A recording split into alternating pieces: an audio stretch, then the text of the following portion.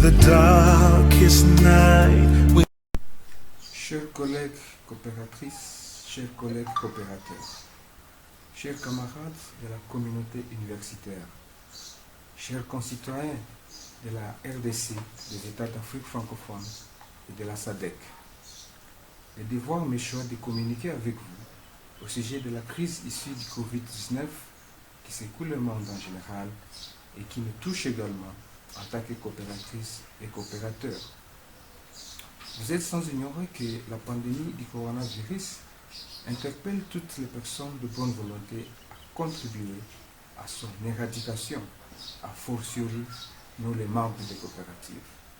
Et comme il vaut mieux prévenir que guérir, laissez-moi vous rappeler encore et insister à vous demander que vous puissiez observer scrupuleusement toutes les mesures barrières contre le coronavirus, comme se laver les mains pendant 20 secondes, désinfecter les mains avec l'hydroalcool ou des autres solutions qui sont à votre portée, mais 2 fois par jour parce que ça contient des germes ça contient des produits qui peuvent tuer les germes de nos mains.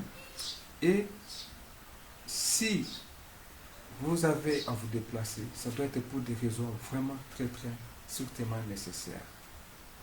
Je vous demande d'observer chaque fois que vous avez les signes qui ressemblent à la grippe et de vous précipiter pour appeler les soignants et les autres personnels médicaux pour pouvoir vous tester à temps.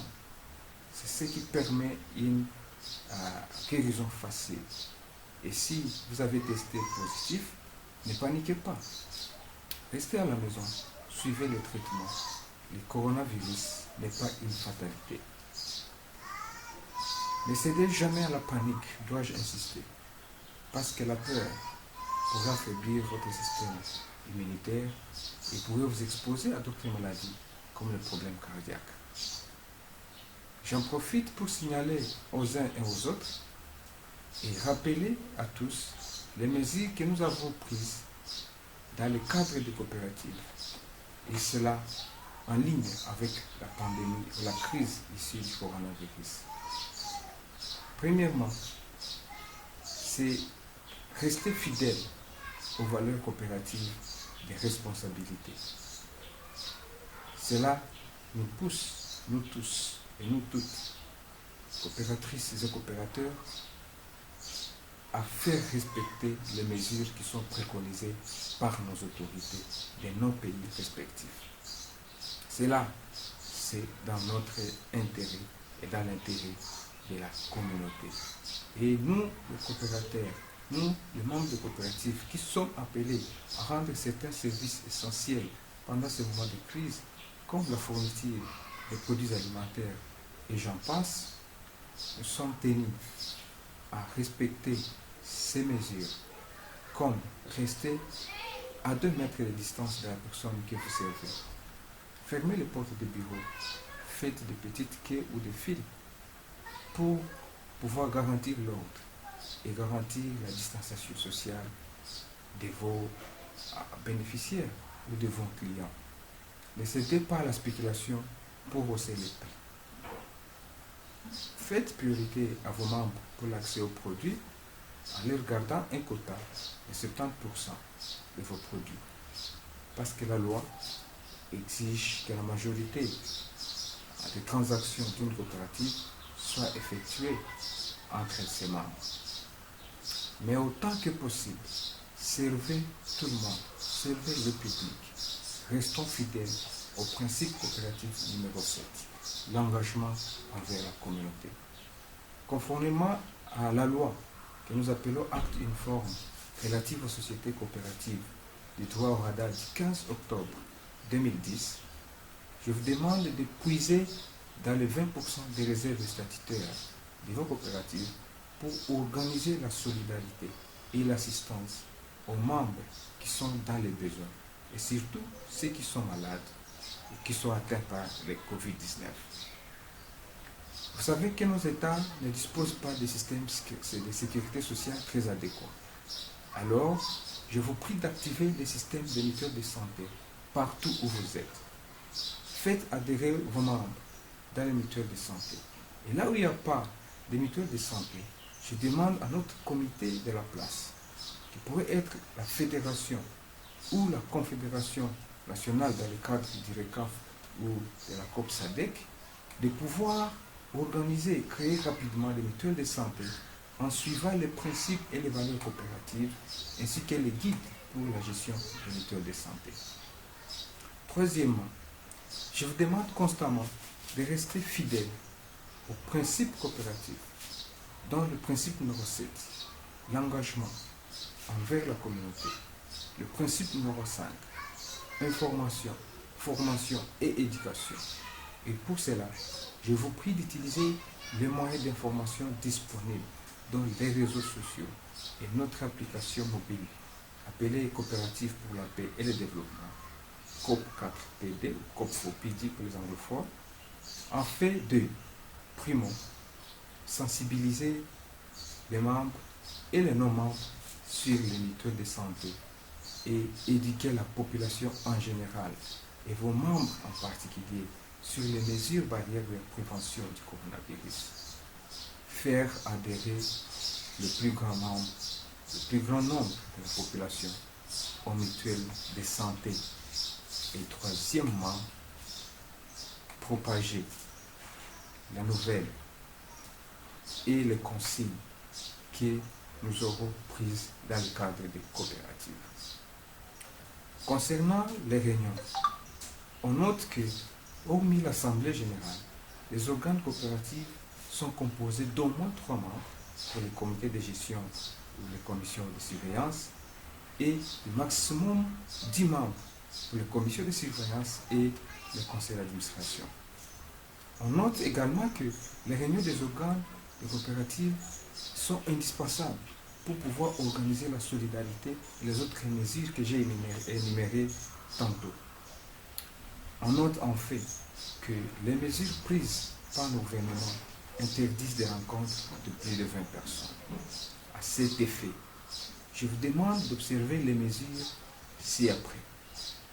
Premièrement, annuler purement et simplement et reporter à des dates ultérieures toutes les réunions ou les rencontres de l'Assemblée générale des coopératives.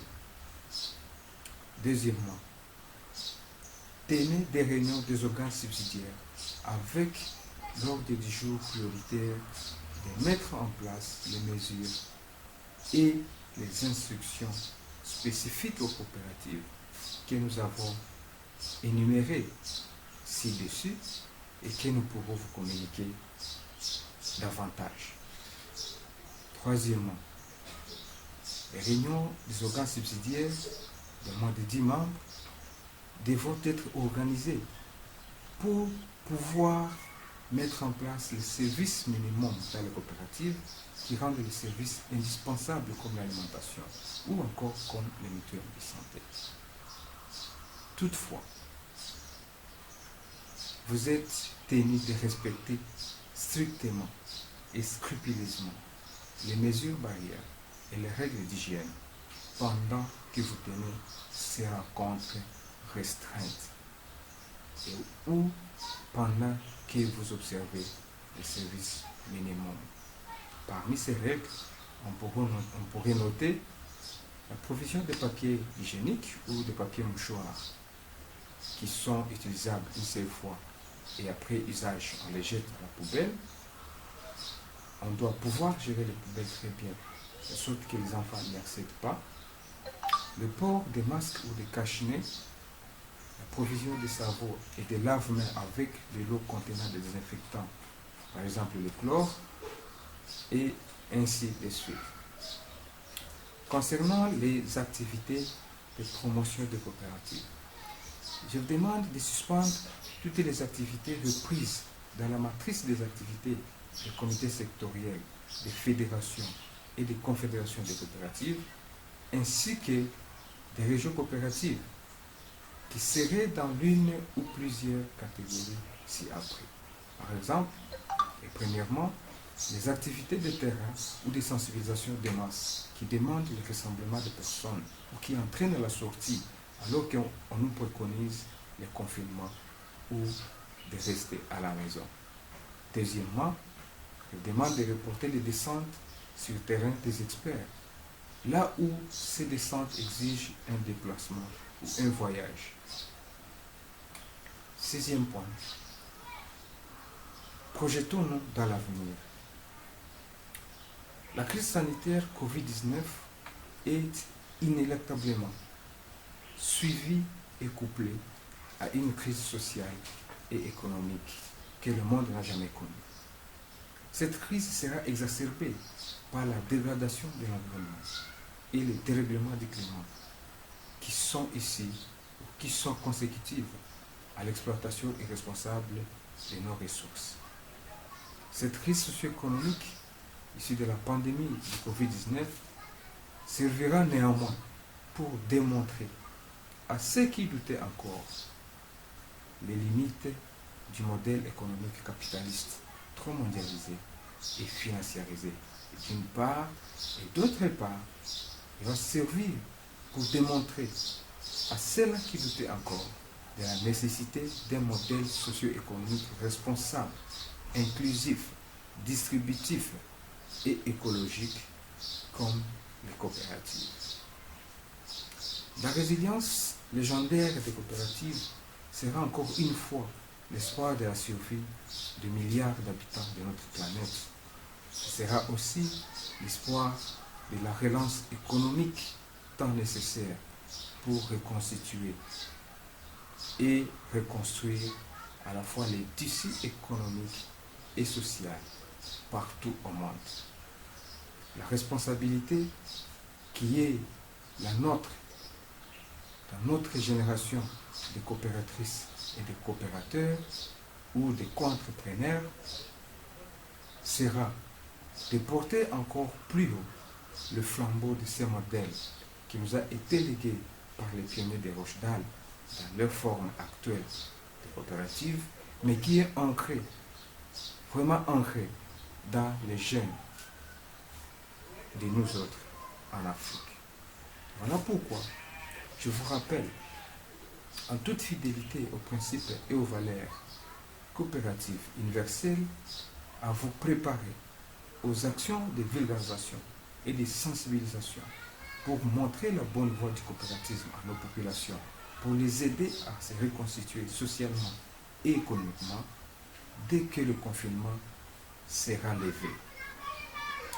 Septièmement, quelques mesures de contingence et en toute fidélité aux valeurs coopératives de responsabilité, d'unité et de solidarité, ainsi qu'au troisième principe de participation et au quatrième principe d'autonomisation des membres, je vous demande, premièrement, de procéder à l'achat groupé des produits de première nécessité et la nourriture en vue de faciliter vos membres et de les empêcher de tomber dans la rupture de stock. Nous envisageons de reporter le congrès des coopératives initialement prévu en juillet, ainsi qu'à la foire des coopératives devait se tenir en même date. Et ça, c'est notre deuxième mesure de contingence. Toutefois, nous vous annoncerons les dates restantes après consultation avec les autorités. Troisièmement, donc, je viens de mettre en place une cellule d'études COVID-19 au sein du CERCOP, ou le Centre de ressources et de recherche coopératives, qui fonctionne au sein de l'université coopérative. Les missions de cette cellule d'études seront notamment celles-ci. Primo, examiner et étudier l'impact de la pandémie du COVID-19 sur nos coopératives, sur nos membres et nos communautés. Secondo, étudier les mesures de correction ou de mitigation à cet impact négatif du COVID-19. Tertio, étudier les possibilités de mettre en place une caisse de sauvegarde et de solidarité coopérative, car SOC en SIC devant assister les coopératives faire face à ce moment difficile et à continuer à rendre les services et l'assistance aux membres et aux communautés. Et quarto, de proposer les perspectives d'avenir ou l'après-Covid-19. Le rapport de cette cellule devra être présenté au congrès des coopératives qui est en préparation.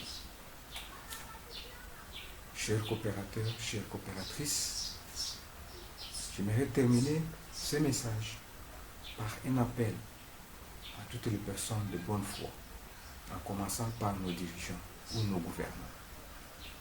En vue de faire face à cette crise et aux conséquences présentes et futures, je prie constamment nos dirigeants à concentrer les politiques socio-économiques autour des coopératives et les mutuelles afin de capitaliser sur les avantages que les coopératives présentent pour la création d'emplois, la création des revenus et des richesses, la production des biens et des services qui résolvent les besoins de nos communautés, ainsi que la promotion de la paix et de la prospérité indispensable au développement, surtout à ces moments où d'aucuns vont lutter pour accéder aux ressources qui deviennent de plus en plus rares. En direction des partenaires au développement, s'inspirant de l'importance que les Nations Unies accordent aux coopératives comme modèle socio-économique pour un monde meilleur, je vous prie instamment, tous les partenaires techniques et financiers, les humanitaires et les organisations de développement tant nationaux qu'internationaux, de focaliser vos interventions auprès des coopératives, d'autant plus que celles-ci, en tant qu'associations et entreprises, et fortes de leurs principes et leurs valeurs, sont mieux placées à organiser la solidarité et l'assistance sociale, ainsi que la relance de la production et de l'économie. Au nom de la COP Congo, qui est la fêtière nationale des coopératives en RDC, au nom du réseau des coopératives d'Afrique francophone, RECAF en Sud, au nom de l'université coopérative et de son centre de recherche et des ressources coopératives, respectivement UNICOP et CERCOP, ainsi qu'au nom des coopératives des États membres de la SADC, COP SADC en cycle, je tiens à renouveler notre engagement envers la communauté. Je renouvelle également notre attachement aux coopératives comme le seul modèle économique et social inscrit au patrimoine mondial et immatériel de l'humanité. Et je vous prie d'accepter l'assurance de notre disponibilité à coopérer avec vous dans toutes les circonstances et dans les nobles missions de sauver l'humanité entière des conséquences de la pandémie du Covid-19. Et je vous remercie infiniment.